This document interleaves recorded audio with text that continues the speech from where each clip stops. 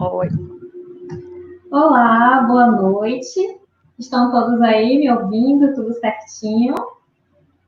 Me deem aí o feedback nos comentários para a gente dar início. Boa noite a todos. É um prazer estar com vocês. Acho que eu não consigo ver daqui os comentários, né? É só tu que... Eu acho que só eu, mas até agora a gente ainda não teve o feedback se já está tudo ok. Vamos aguardar aqui.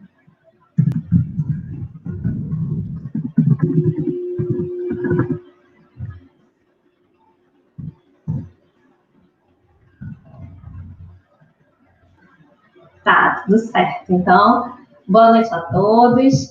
Sejam muito bem-vindos a mais uma live da CDT. Agradeço a oportunidade de estar aqui na presença da doutora Aline, tratando sobre o tema Processo Administrativo Fiscal. E para quem não me conhece, meu nome é Clícia, sou advogada especialista em Direito Tributário, vice-presidente da CDT, e nossa convidada de hoje, nossa querida convidada, a doutora Aline, vou precisar colar o currículo dela, muito extenso.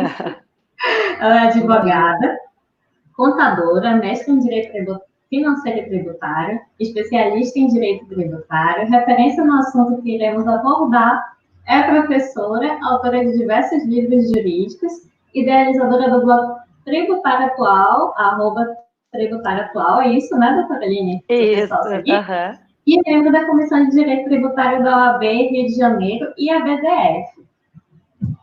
Boa noite, doutora Aline, tudo bem? Boa noite, doutora. É um prazer estar com vocês. Eu quero dizer que um grande sonho meu é conhecer a Manaus, o Amazonas. Quem sabe quando isso tudo passar, a gente não realiza esse meu sonho. Não conheço, infelizmente, não conheço o norte do país. Como eu sou sulista, vai gostar, vai surpreender. Bom, pessoal, então, eu queria desde já, que eu acho que essa questão de internet, para a gente deixar a nossa live mais dinâmica. Então, assim, quem tiver dúvidas, comentários, questionamentos, pode ir, vai colocando, a doutora Clícia vai interferindo no meio, porque eu acho que aí fica mais dinâmico, surge uma dúvida, daí o pessoal não se perde, e a gente consegue, afinal, já é de noite, estou sabendo que em Manaus retornaram todas as atividades, então o pessoal voltou, o ritmo de correria está voltando, né? No sul do país também, aqui no Rio a coisa ainda está bastante fechada, mas com expectativas de abertura, então esperamos fazer isso da maneira mais dinâmica possível para todo mundo, tá? Então, queria deixar já, desde já aberto, né? E principalmente, sim, por que eu gostei de falar do tema do processo administrativo fiscal? Justamente assim, eu não sou uma processualista, eu sou muito mais do direito material. E o processo administrativo fiscal, ele está muito atrelado à verdade material, ao direito material em si, porque principalmente uma grande observação e a grande importância, eu acho, no atual contexto do processo administrativo fiscal é que se está falando, né, no processo com pessoas técnicas que vão analisar.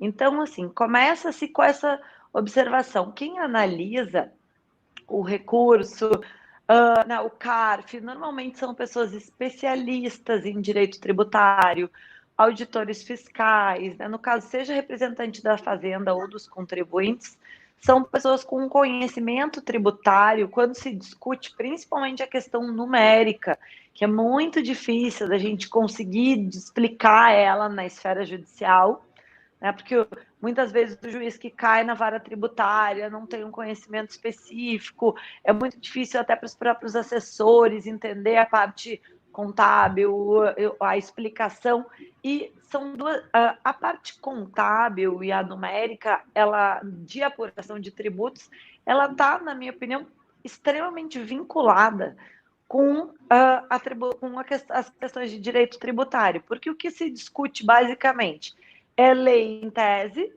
ou critério de cálculo, né? Então, quando se discute, por exemplo, numa tese, a exclusão do CMS da base de cálculo do PIS e da COFINS, né? Quando se está excluindo qual é o critério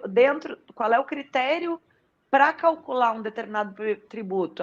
Aplica-se tal alíquota ou aplica ou não se aplica. Principalmente quando se tem, eu acho que o processo administrativo fiscal ele é mais eficaz ainda em termos de defesa quando existe um erro material na apuração do tributo mediante a autuação.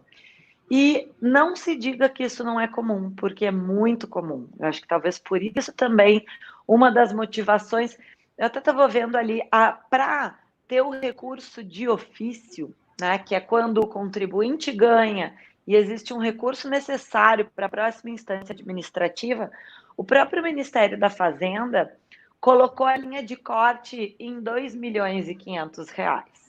Daí, porque tem reportagens e estudos que dizem que, inclusive, assim, dos recursos de ofício, quando o contribuinte tem êxito, só 5% tem uma decisão revertida, porque a gente sabe que autuações acontecem. E elas acontecem, às vezes, certo e às vezes errado. Né? Então,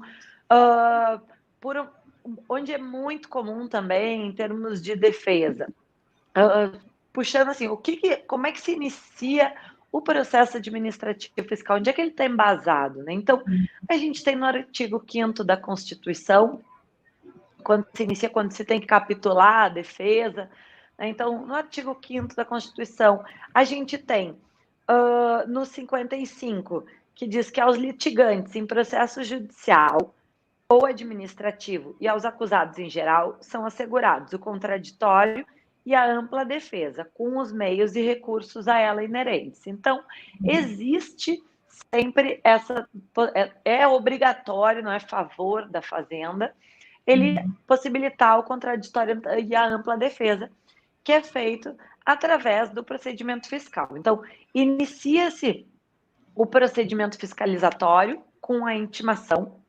Então, esse é o início do procedimento fiscal. O que é importante ressaltar? A gente tem uma série de medidas de processo administrativo que não tem como falar sobre todas aqui, né? Mas então nós temos o Instituto da Denúncia Espontânea, a gente tem uma série de medidas que podem ser feitas antes do início do procedimento fiscal, quando o contribuinte identifica que existe um erro, previamente a ser chamado ao fisco. No momento que ele é chamado ao fisco para apresentar documentos, a partir daí ele não pode mais retificar nada. Tá? Uma dica muito importante que eu dou: não pode mais retificar nada sobre o período fiscalizado. Então, assim, né, eu gosto muito de quando a gente entra na internet e fala com o pessoal, eu gosto muito de dar as dicas, porque falar mais do mesmo, isso a gente vai para o livro. Então, assim, o que eu acho uma dica muito, muito importante, começando nessa parte? Se o seu cliente identificou, isso já aconteceu muitas vezes lá no escritório, recebeu uma intimação fiscal, às vezes ele estava instruído por um contador que tinha pouco conhecimento, não sabia fazer direito. E, assim, já aconteceu em casos da gente, onde a parte de folha apurou errado, mas também apurou, ao mesmo tempo, impostos a mais. Né? Então, analisar... E tudo bem, aquele início de procedimento fiscal, o que o advogado tem que analisar? Tem fundamento ou não tem? Porque, às vezes, o pessoal diz, vamos defender. Só que, assim, sobre a análise estratégica, eu tenho falado muito sobre questão estratégica e numérica processual. Quando se atende um cliente, a gente tem que pensar o que é melhor para ele em termos de recursos, né? Porque tem um dispêndio financeiro bem grande. Então, existe sempre a possibilidade de quando se recebe o procedimento fiscal, se vocês analisarem os documentos e verem, olha, tem fundamento, isso aqui a gente tem como defender, está embasado, e tem erro da fiscalização ou uma suspeita que não é cabível. Bom, então, ajudem desde a instrução. E aí está a grande importância do advogado tributarista. A gente pega muitos casos, às vezes, que já está lá no recurso, ou já terminou a esfera administrativa e já se esgotou toda essa esfera. A amplitude probatória no processo administrativo fiscal, ela é muito grande.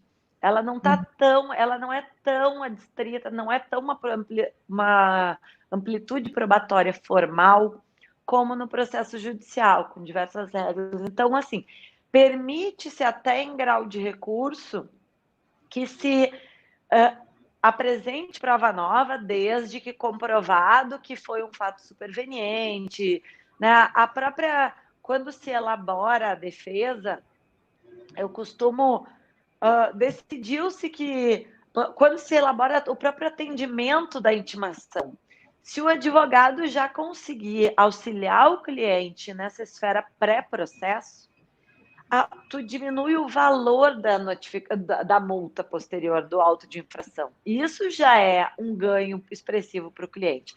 Depois vai se discutir entendimento, ok, se está discutindo entendimento, mas muitas vezes cai-se no processo administrativo também para discutir cálculo material onde se tinham os documentos. E ou eles não foram apresentados, ou eles foram apresentados de uma forma bagunçada. Isso dificulta muito na hora do fiscal apreciar. Então, terminado o procedimento administrativo, digamos que o fiscal apurou e deu uma notificação de lançamento. Aí chegou a hora, se tem 30 dias para apresentar a defesa, né? Daí se inicia, de fato, o processo administrativo fiscal, né? São dias corridos, tá? É diferente do Código de Processo Civil. São dias corridos, a gente começa a contar a partir do primeiro dia útil seguinte do recebimento da notificação. O que é muito importante, também dá muito problema no processo administrativo fiscal. O cliente, diferentemente da justiça, que se tem todo o processo eletrônico e tudo documentado, muitas vezes não se tem tanto acesso, né, principalmente nos processos de prefeitura, estado. A gente vai falar mais do âmbito federal, mas isso existe também no âmbito municipal e no âmbito estadual. Toda notificação de lançamento ou auto de infração é recebida de um envelope, normalmente via correio ou via domicílio tributário eletrônico. Peçam sempre para o cliente de vocês o envelope. Ali tem um código de rastreamento de correio. Isso é uma dica importantíssima, porque eles normalmente dizem que é num dia e é no outro. Tá? E daí, no momento que é um recurso intempestivo, ele até vai ser apreciado, porque na esfera administrativa é diferente, na esfera judicial. Ele é analisado, ele pode, inclusive, ir à segunda instância, mas a chance dele ter êxito é muito menor, porque tem determinados critérios para essa análise, tá? Seguindo, E assim, daí... quando o contribuinte ele entra na esfera administrativa para poder estar discutindo aquele direito dele, né, no caso, a aplicação da lei, ele não fica preso apenas à esfera administrativa, né? Ele pode depois estar optando para a judicial, né? Salvo engano, existe uma súmula a respeito disso, dizendo que não poderia estar ao mesmo tempo tanto no judicial quanto no administrativo. Existe algo nesse sentido, né? Sim, e assim, é importante esclarecer que um não exclui o outro. Só que no momento que se vai na esfera judicial, se perde a esfera administrativa. Então, o que a gente sempre aconselha é que se esgote, porque quanto mais possibilidades se tem, sempre é melhor para o nosso cliente. Então, o que a gente indica? Que se esgote inicialmente a esfera administrativa, para então se partir para a esfera judicial. Por quê?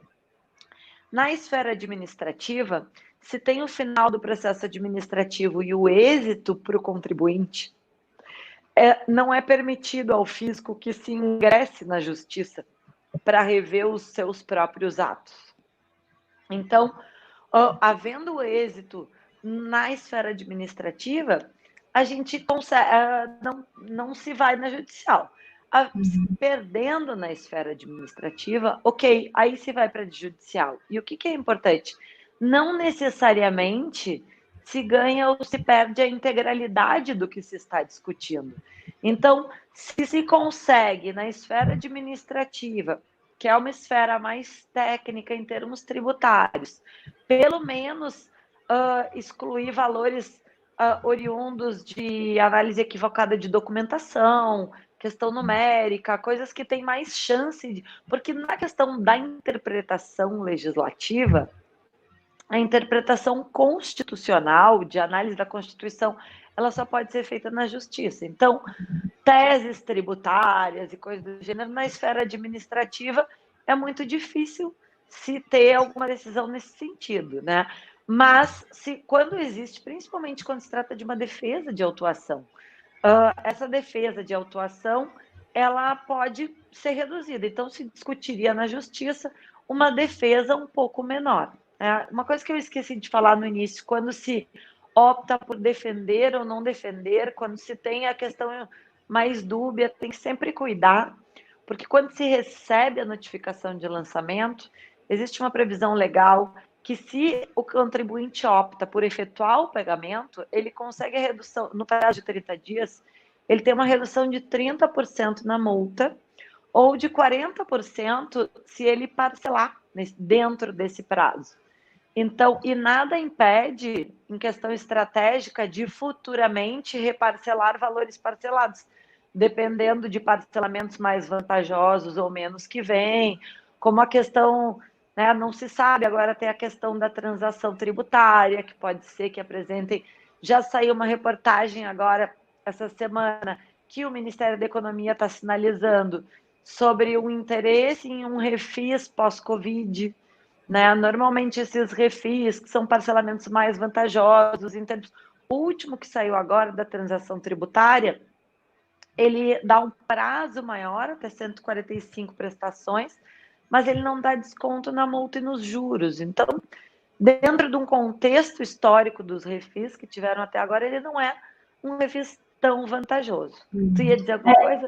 Sim, em relação a parcelamento, né? Quando o contribuinte acaba optando pelo parcelamento, ele também tem que estar ciente da questão de, quando você opta por um parcelamento, você acaba confessando aquele débito. Então, existe aquela questão de você estar abrindo mão do que você está discutindo na esfera tanto administrativa quanto na judicial, né? Então, vale a pena a pessoa estar ali verificando se realmente vale a pena naquele momento, né? Do que ela vai estar abrindo mão, porque exatamente, às vezes deixa passar essa questão.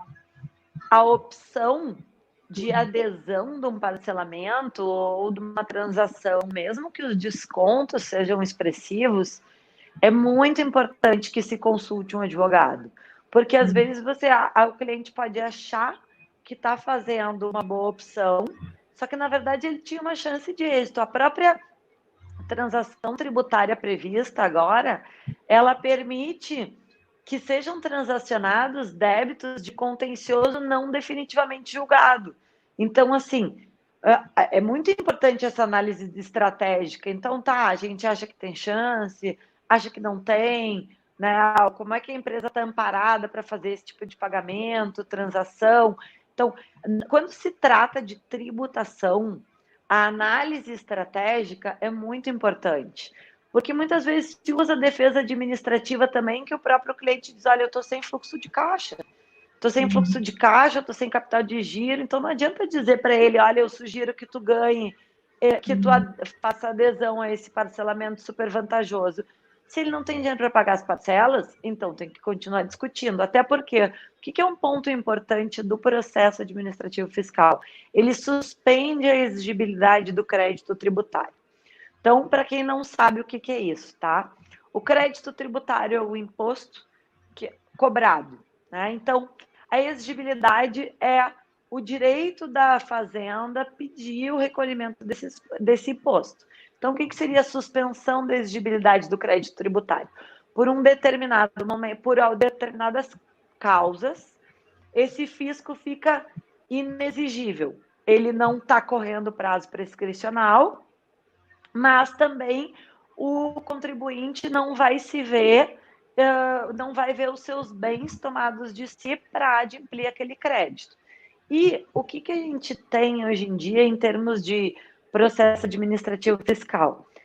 Ele, infelizmente, tem um lapso temporal muito grande, né? O tempo de julgamento, olha, eu vou te dizer que existem processos que chegam a durar 10 anos, né? E Já existem agora novas teses no sentido de pedir uma prescrição administrativa, mas é tudo muito novo, né? Eu confesso que eu tenho, pelo menos para os meus clientes, eu tenho alguma dificuldade de indicar isso aí, porque o que seria o risco? Vai lá e se manifesta dizendo eu quero a prescrição administrativa, isso não é consolidado na jurisprudência, não está consolidado em esfera administrativa, acho muito difícil haver esse reconhecimento de ofício por parte do erário público de abrir mão de receita deles, é muito complicado, acho muito difícil, e daí daqui a pouco o advogado vai lá e ativa o processo administrativo e eles dizem, não, então eu vou julgar e vou executar.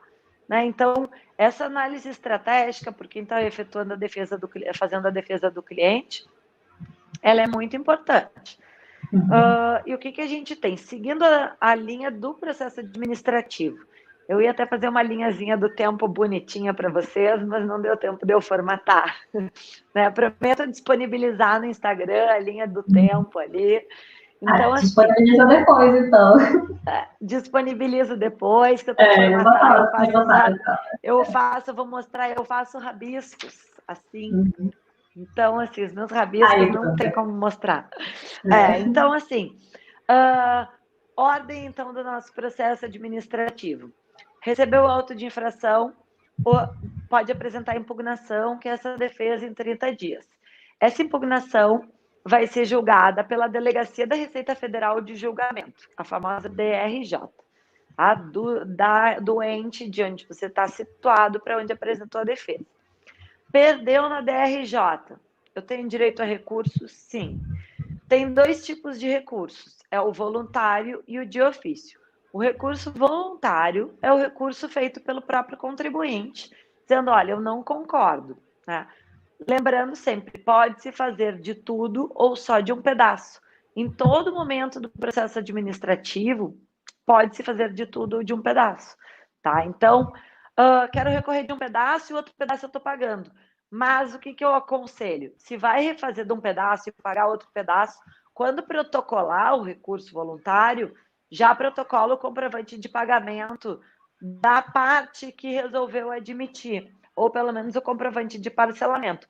Porque é muito comum, quando isso não é feito, gerar uma confusão e acabar gerando uma cobrança dupla, e quando se chega com tudo isso na justiça, numa eventual perda, é muito difícil não, mas às vezes vai ter que gastar com uma prova pericial para conseguir explicar isso para o juiz. E o que eu acho que é muito importante, uma dica muito bacana. Quando a gente defende o cliente, a gente tem que sempre olhar o processo não só com o direito, mas sim o quanto ele custa para o nosso cliente. Que tipo de prova eu vou ter que produzir para chegar lá? Então, isso pode ser para vocês, até para nossos advogados, um belo argumento para conseguir convencer o cliente. Ó, tudo bem, pode fazer não. Eu posso simplesmente alegar que eu estou reconhecendo. Isso, eles vão desmembrar a CDA, talvez eles mandem tudo para cobrança, talvez isso implique uma necessidade de uma defesa maior. Então, assim, no processo administrativo fiscal, quanto mais explicadinho, detalhado, o processo eletrônico nomeia os documentos, cada um com um nome. Referiu-se a um, não adianta a gente esperar que um funcionário público, um auditor, que julga 1000 processos por mês, vai olhar esmiuçadamente cada um dos anexos, e normalmente são processos com uma amplitude probatória gigantesca. Junta-se escriturações contábeis inteiras, junta-se um catatal de guia, junta-se uma série de obrigações acessórias. Então, assim, se aumenta, e olha, vou dizer, deixa eu ver, estou com 38, eu só trabalho com tributário desde 2002. Nós estamos em 2020, são 18 anos. Então, assim, né, desde o meio da minha faculdade, o que eu pude perceber na prática? Se desenha direitinho para o auditor e ele não tem que procurar muito, a chance de êxito aumenta em 90%. Então, assim, faz uma tabelinha direitinho, quando eu estou falando disso, e o que funciona muito nas defesas administrativas quando se trata de número, Quando eles têm as tabelas de cálculo, utilize a mesma tabela deles e só faça uma coluna ao lado, dizendo quais são os valores que você alterou, grife os que alterou, e explique embaixo, ponto a ponto, por que você alterou e por que você tem por que você chegou num valor de tributo diferente. Isso, olha, eu vou dizer para vocês, todas as vezes que eu fiz isso em quase 20 anos de defesas administrativas, lógico, onde eu tinha razão, né? Porque quando a gente não tem tanta razão, a gente não faz isso. Mas, assim, quando tu tem ali direitinho, mas é muito difícil de explicar o cálculo, olha, 95% das vezes o fiscal reconheceu. Então, porque tem que sempre entender que, principalmente na impugnação, é a própria pessoa que autua que está revisando, né? Então, são colegas, e então existe uma resistência em admitir essa questão, mas se ela estiver bem explicada, e toda vez que se facilita, porque quando a gente vai no cartório, a gente, né, antigamente que tinha mais quando tinha processo físico, já entregava marcadinho para o pessoal do cartório, cadê a petição que avalie. Então, isso tem que ser utilizado também no processo administrativo, que é uma ferramenta muito importante, principalmente assim agora, em época de pandemia. Já tinham instituído no início do ano o e-processos, né, que são os processos eletrônicos da Receita. A Receita já vem nesse movimento, né? Antes se levavam os documentos físicos, eles mesmos escaneavam, eles já autorizaram uma série de coisas, e agora faz umas 2 semanas que eles abriram para protocolar tudo. Né? Então, maravilhoso, pra gente é muito bom. Só que a gente perde as orelhinhas. Eu não sei se vocês faziam isso antigamente, mas eu fazia orelhinhas intercaladas que ficava tipo um livro, porque é muito documento quando é uma defesa grande. E daí eu botava 1, 2, 3, 4 e ficava tipo um livro e facilitava. Então, assim, quando se está apresentando muito documento para qualquer julgador, seja ele na esfera administrativa ou seja ele na esfera judicial, meu conselho é mastiguem ao máximo, que a chance de êxito, e eu acho que isso se aplica mais na esfera administrativa, porque é um tribunal mais técnico. Então, vindo a decisão, então, da DRJ, tem mais algum recurso? Sim, tem mais um recurso, tá? Eu posso apresentar o recurso voluntário, ou então que é o recurso de ofício, que é por parte da Fazenda, que a gente comentou antes, né, que ele tem uma linha de corte de 2,5 milhões. Então, assim, abaixo de 2,5 milhões, não existe essa revisão de ofício. E daí, uma vez apresentados esses recursos, eles vão ser julgados pelo CARF, tá? Que é o Conselho Administrativo de Recursos Fiscais, que está muito falado, né, nesses últimos tempos, porque o que o CARF é? O CARF é um tribunal paritário, ou seja, metade dos seus julgadores são representantes da Fazenda e a metade dos julgadores são representantes do contribuinte. Não se precisa ter muita criatividade para imaginar que quem foi colocado lá pelos contribuintes, quem foi colocado representa os contribuintes, tende a ter uma visão mais pró-contribuinte, da mesma maneira que os representantes da Fazenda. O que acontecia até a alteração legislativa desse ano? Quando os representantes dos contribuintes e os representantes da Fazenda julgavam, tinham um empate, existia o que se chamava do voto de qualidade. O que era o voto de qualidade? Era um voto de desempate. Esse voto de desempate era dado por um representante fazendário. O que acontece? Na minha opinião, e são muitas discussões doutrinárias, né?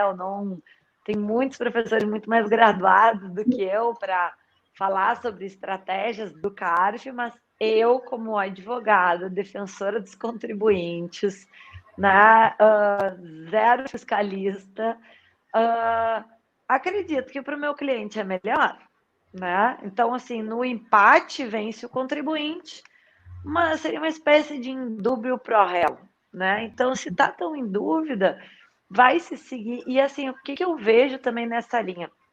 Existe um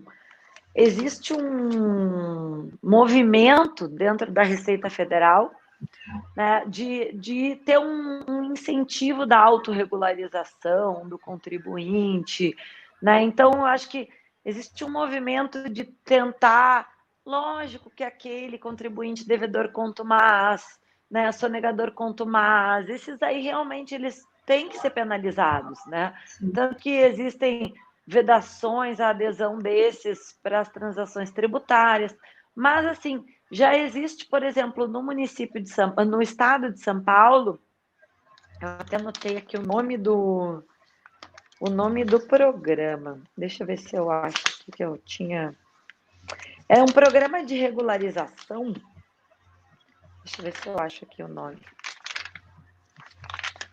Eu anotei muitas coisas, agora não sei onde está.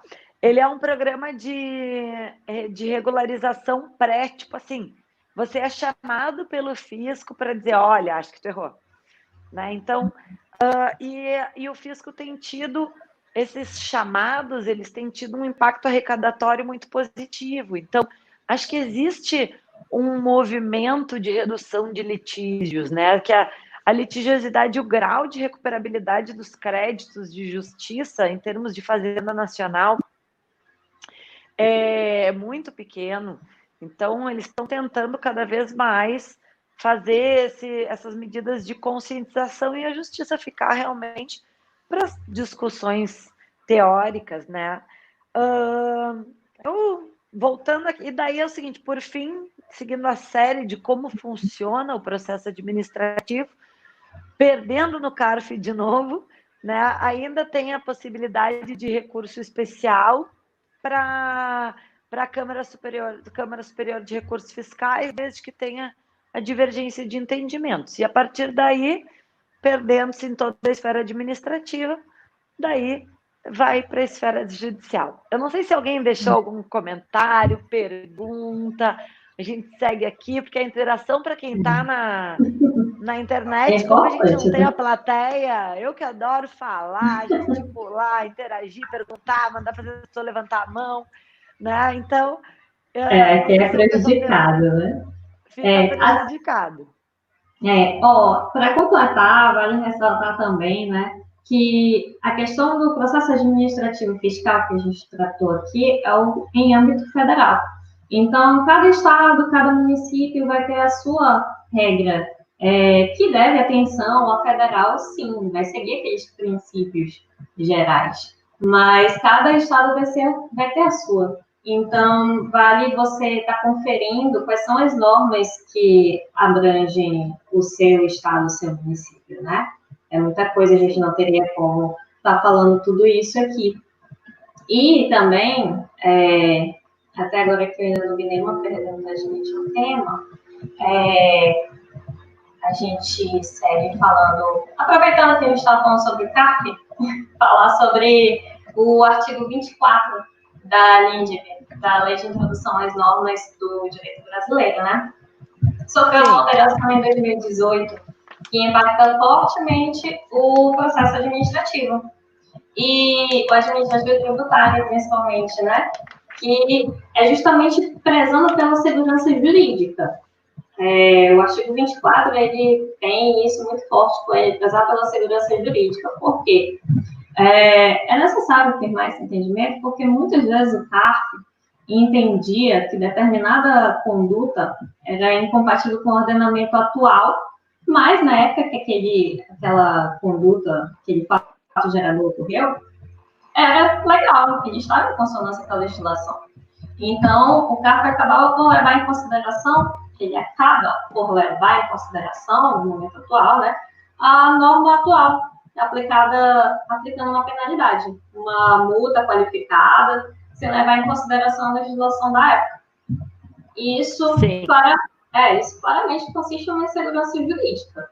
Percebendo isso, o legislador ali na limite, tentando confirmar a aplicação da norma jurídica desde 2018, né? O CARF vem rejeitando essa aplicação desse artigo. Então, até temos precedentes, sim. Foi um caso de amortização de ágio do CARF, que ele acabou entendendo pelo cancelamento da multa qualificada, no caso de aproveitamento de ágio daquele caso. Vou ler uma passagem para vocês entenderem qual era o tempo em que isso se passava, né? O preâmbulo 3 do acórdão, ele diz que, considerando que o acórdão recorrido se refere à age decorrente de operação de privatização ocorrida em 1999, vale destacar que ainda não havia jurisprudência consolidada sobre o ágio à época, o que implica em que, ainda que o auto de infração aqui discutido tenha sido mantido no que tange ao mérito, não se pode aplicar a multa mais gravosa, nesse caso a multa qualificada, diante de um cenário em que grande parte dos autos de infração eram cancelados. Então, aqui eles prezaram pelo cenário jurídico da época, mantendo a segurança jurídica e atendendo o disposto na NINDV, né? Isso, pelo que a gente vê, é algo que o CARF muitas vezes acaba não entendendo por aplicação dessa norma, né? Então, cabe a nós, advogados, sustentar essa tese, essa norma jurídica, para passar a ser aplicada na sua integralidade, né? É verdade. Porque quando se tem, até nas questões de estruturação de planejamento tributário, né? Pensa-se, não se pode ter dois pesos, duas medidas, né? Eu acho que existe até a evolução da jurisprudência, eu até sou...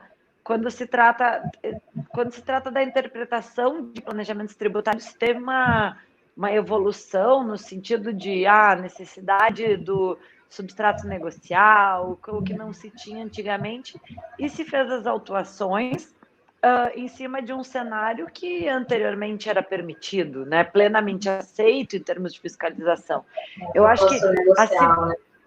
Exatamente. Então, assim, a questão do propósito negocial, a questão, várias relativizações do planejamento tributário, antigamente formalista, atendendo aos adstritos limites da lei, para agora ser menos formalista, interpretado conforme a Constituição, conforme a intenção, né? Entendo o impacto arrecadatório, entendo tudo isso, né? Sou da UERJ, então, assim, né, é uma linha menos formalista, só que eu vejo também o impacto que a falta de segurança jurídica acarreta nos empresários do Brasil, né? Nós mesmos advogados, quando estruturamos um planejamento tributário, a gente nunca consegue sequer garantir que ele vai ser perfectibilizado e que nunca vai ter uma autuação. É impossível dizer isso para um cliente, porque pode mudar a interpretação, pode mudar né? Nunca se sabe o que vem em termos de interpretação legislativa no momento posterior. Então, uma norma de interpretação de direito público que define, que dá mais segurança, acho que ela ajuda. Só que, assim, da mesma maneira, ela ajuda, mas esses dispositivos, se a gente for fazer uma interpretação do CTN, da própria Constituição, já tinham dispositivos prevendo a segurança jurídica, né? Então, tem autores... E afirmou, façam isso, né? Ele reafirmou, né? Mas reafirmou mais do mesmo. Então, assim, reafirmou mais do mesmo, mas e aí? Né? Será que isso teve um impacto tão grande? Vai se decidir diferente em virtude dessa alteração legislativa, ou ela está só repetindo o que já estava sendo dito na própria Carta Constitucional, na legislação no CTN, em toda a legislação esparsa, né? Porque a gente tem o princípio, então tá, né, não pode retroagir a lei, tá? Não pode retroagir a lei, mas pode retroagir a interpretação, né? Então, são questões que eu acho importantes. Eu acho que quando se consolida na legislação, ela tende a dar uma base maior, digamos, uma base a mais para o julgador, mas eu não sei até que ponto, não sei, talvez tu me diga, tu acha realmente que isso impactou nas decisões, essa alteração legislativa, assim, faticamente? Então, não, o CARF não faz por onde, né? Então, exatamente. Assim, só mais uma carta na manga para o advogado, tá? A gente dizendo, olha, tem mais isso daqui para a gente... Tem mais esse que também não deu segurança jurídica nenhuma. Porque, desde 2018 a gente tem pouquíssimos precedentes. Eu trouxe um aqui para vocês. Então, não é algo assim... Algo que não precisaria realmente estar sendo reafirmado na Limbit. E eles colocaram lá justamente porque não está sendo levado em consideração, né? Todo aquele ordenamento jurídico pautado nisso. Bom, deixa eu puxar, então, mais algumas questões que... Pessoal, se tiverem dúvidas, a gente vai conversando, né? Principalmente dúvidas estratégicas. O pessoal está assistindo aqui.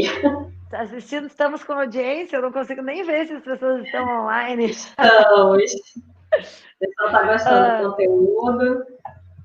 Que bacana. A gente sempre aceita sugestões.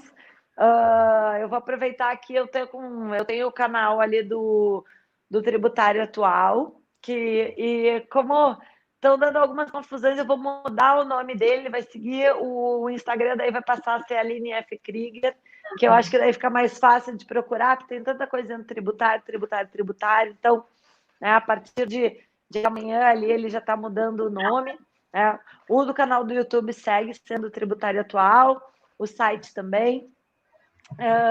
Porque eu acho que daí eu me coloco à disposição de quem tem dúvidas, a gente sempre procura a ideia de difundir conhecimento, né? Então, a gente sempre procura, quando a pessoa tem, ela escreve, manda inbox ali, eu procuro dar dicas nos stories para tentar ajudar em termos estratégicos, principalmente esse pessoal que está começando.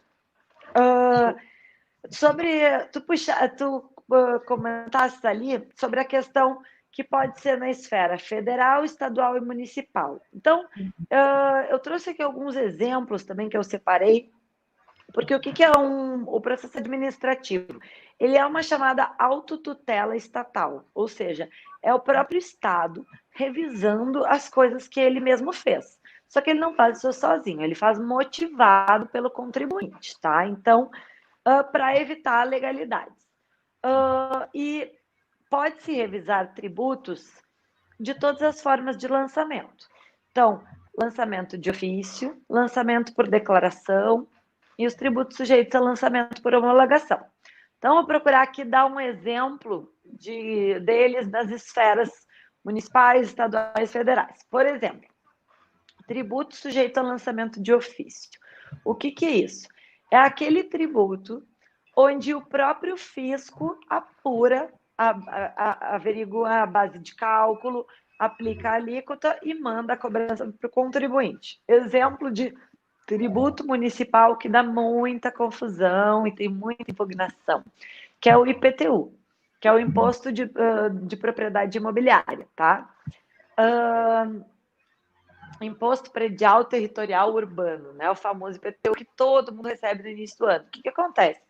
Diversos municípios, aqui no município do Rio de Janeiro, por exemplo, eles fizeram uma super reavaliação dos imóveis de uma hora para outra.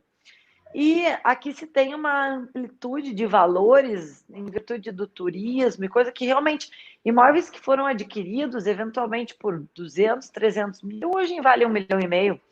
Só que são pessoas que pagaram esse custo de aquisição, né? E também tem os critérios injustos, que existiam imóveis pequenos em bairros muito nobres, que por ter uma pequena metragem há anos não pagavam impostos. Então, nessa linha de reavaliação dos imóveis, também seguiu o município de Porto Alegre, eles fizeram uma questão de escalonamento dos aumentos, para alguns eles reduziram. Então, no tributo sujeito a lançamento de ofício, quando se recebe a cobrança, se pode sim impugnar o lançamento de ofício. Como, por exemplo, eu recebi um IPTU bem maior. Não, mas né, o valor venal do meu imóvel está equivocado. E daí, se tem uma amplitude probatória, daqui a pouco tem um imóvel num bairro super nobre, mas é um imóvel que está super depreciado, foi avaliado errado, a metragem está equivocada. Então, assim, o advogado pode auxiliar nisso, né? Então, se impugna a apuração de ofício para tentar reduzir isso na esfera municipal. Por quê? Para quem não sabe, tributos são estaduais, municipais e federais, tá? A pessoa tem que ver qual o tributo que está sendo cobrado dela para ver aonde ela vai defender. Um caso que a gente teve ali do escritório, que é onde dá mais confusão. Uma empresa teve negado seu pedido de reinclusão simples, tinha sido excluída em dezembro, e daí foi pedido a reinclusão em 31 de janeiro. Foi o último dia que ela conseguiu regularizar. Só que é uma questão municipal, existe uma divergência, tá? E daí ela regularizou tudo, só que esse pedido é feito no portal do Simples. Só que o Simples, para quem não sabe, ele é composto de impostos estaduais, municipais, federais e também parafiscais, INSS. E no momento que se foi apresentar a impugnação, a gente entrou em contato com a prefeitura que tinha negado e disse, olha, então vocês têm que nos fornecer, né, a motivação da negativa. E era um município muito pequeno e eles diziam, não, mas isso é no site da Receita. Eu disse, não, mas eu não estou atacando o ato da Receita Federal. Eu estou atacando o ato de vocês.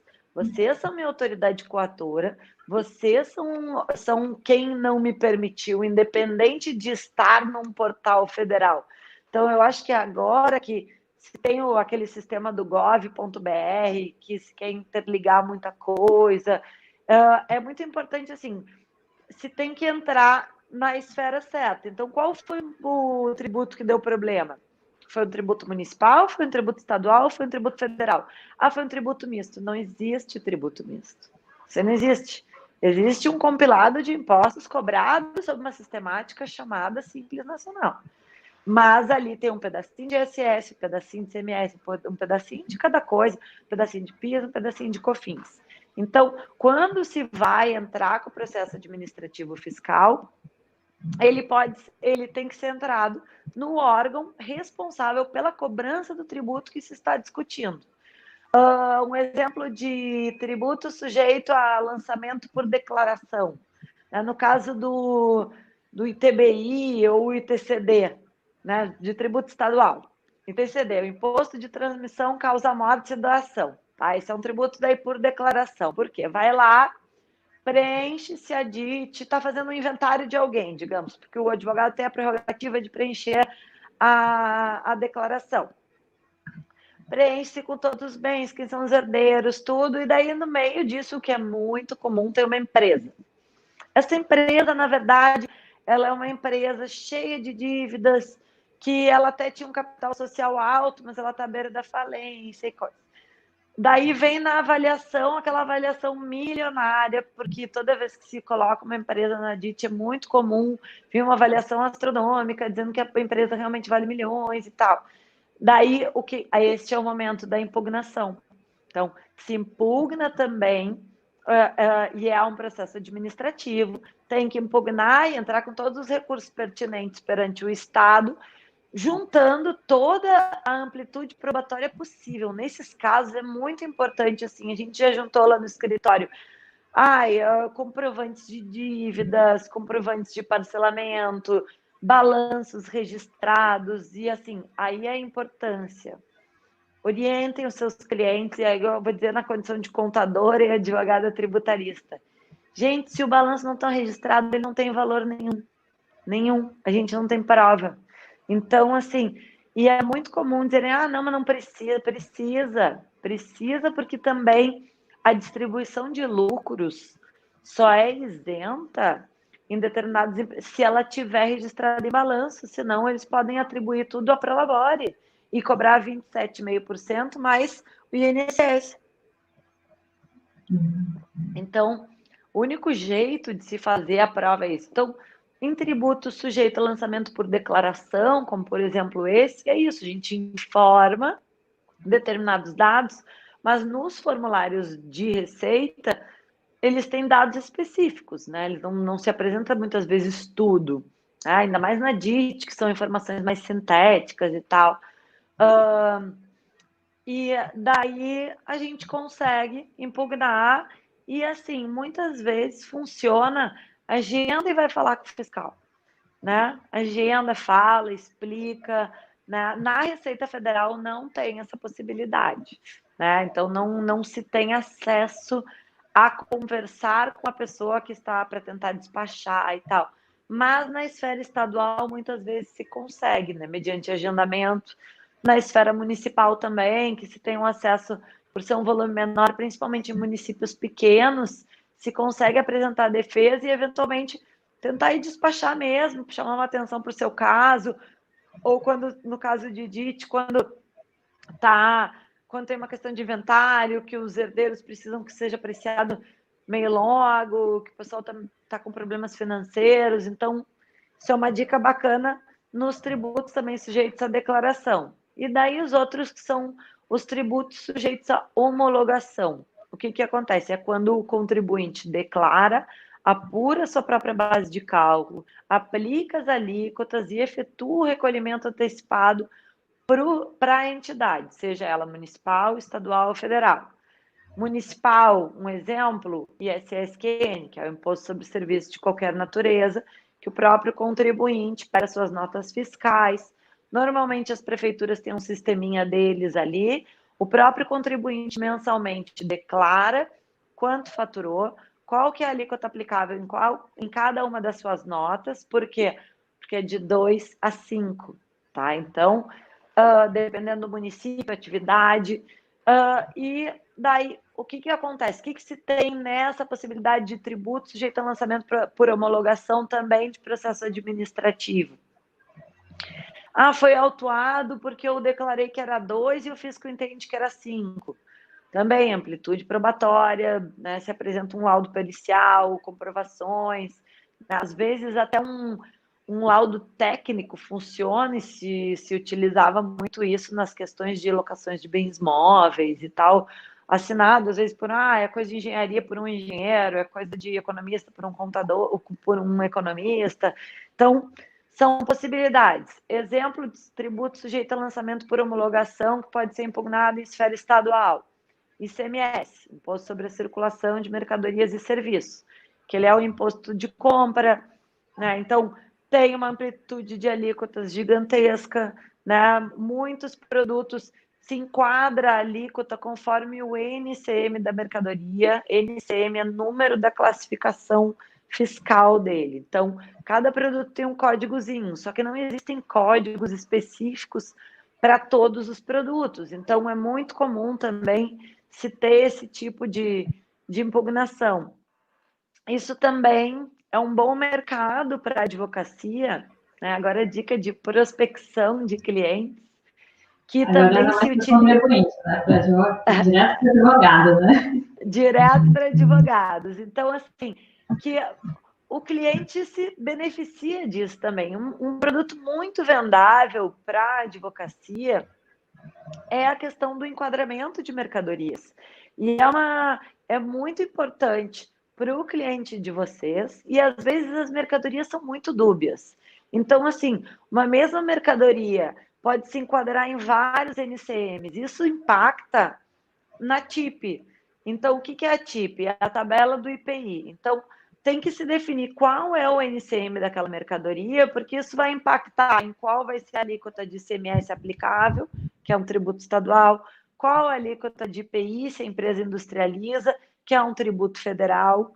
E também existe a possibilidade, que é uma espécie de processo administrativo fiscal, que é a consulta fiscal. Isso aí normalmente tem na esfera municipal também, na estadual e na federal. O que é o procedimento de consulta fiscal? Se dá um caso específico para o ente público, dizendo, ente público, qual é o seu entendimento dentro dessa situação do meu cliente, né? E daí de explicar, eu acho que ele se enquadra no artigo tal, ou no tal, qual que é o que você acha que ele se enquadra? E daí a gente tem essa possibilidade. Eu recebi aqui um aviso que faltam 5 minutos, então a gente tem o tempo, agora que eu vi ali, são muitas coisas legais que dá para tratar, né? Eu sou uma apaixonada pela esfera administrativa, pela consultoria, pelas orientações, pela advocacia preventiva.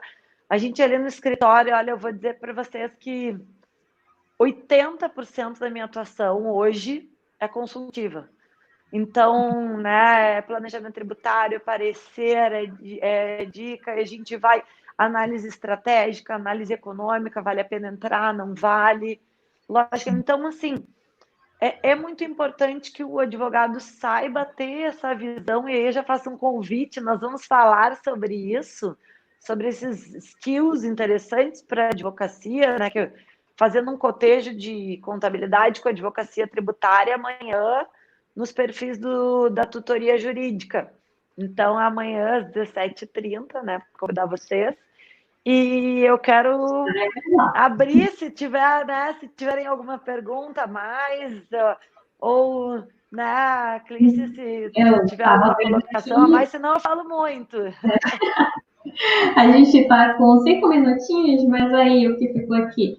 A Roseluane Costa chegou a fazer uma pergunta em relação ao IPTU, mas que a doutora Aline explanou muito bem sobre isso, né, que é em relação aos valores elevados, a título do suposto processo de recálculo de IPTU, e ela botou isso aqui para a gente. E agora, nos últimos minutos do segundo tempo, o doutor Eduardo Bianchi perguntou sobre a substituição tributária. Então, eu acho que esse daí fica para uma próxima live, né? Fica para uma próxima live, mas assim, já existem decisões no sentido de se comprovar que a margem de valor agregado, se eu estiver falando grego, vai ter que ir para uma próxima live, mas se a margem de valor agregado estipulada no cálculo da substituição tributária não condiz com a realidade praticada por aquele cliente, se faz essa prova, existe a possibilidade de restituição na esfera estadual. Isso é um pedido de restituição, só que tem que estar bem embasado, mas ele é devolvido, só que tu tem que ter a prova de que a margem de valor agregado estipulada para aquele determinado produto, ela não condiz com a realidade. Margem de valor agregado, grosso modo, é o percentualzinho. E ainda pegou uma palhinha aí, ó, do assunto. Então, vou utilizar os últimos minutinhos para poder agradecer imensamente a sua presença aqui com a gente. Em nome da CDT, agradeço. É uma honra estar aqui dividindo essa live com você. Agradeço a todos que estiveram aqui assistindo, nos acompanhando e que vão nos acompanhar, né, no futuro. Estejam na live da doutora Aline amanhã, que eu tenho certeza que vai ser um show de conteúdo como foi hoje. Então, muito obrigada e até a próxima, né? Boa noite. Boa noite. Deixa eu agradecer a doutora Clícia e principalmente a Comissão de Direito Tributário.